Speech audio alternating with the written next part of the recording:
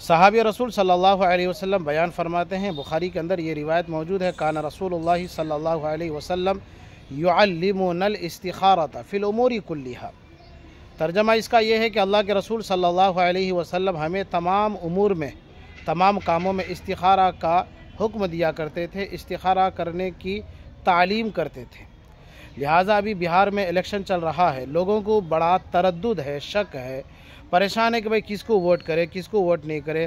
آج اس امیدوار کا فون تو کل کسی اور امیدوار کا فون، یہ بھی کہتا ہے کہ مفتی صاحب مجھے ووٹ کیجئے، دوسرا امیدوار کہتا ہے کہ مفتی صاحب مجھے ووٹ کیجئے، کوئی کہتا ہے کہ مفتی صاحب مجھے خدمت کا موقع دیجئے، تو کوئی کہتا ہے مفتی صاحب کسی اور کو خدمت کا موقع دیجئے۔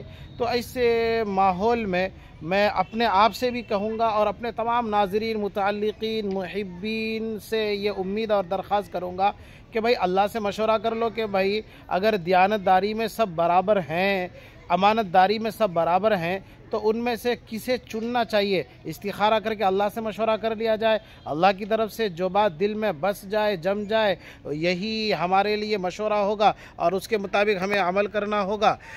اور اگر برائی میں اور خیانت میں سارے برابر ہیں تو اس چیز کو دیکھا جائے کہ سب سے کم نقصان کس سے ہوگا، کم نقصان پہنچانے والا کون ہوگا، اس کو اختیار کیا جائے۔ میں امید کرتا ہوں کہ میری ان باتوں کو غور سے سنی جائیں گی اور عمل کرنے کی پوری کوشش کی جائے گی۔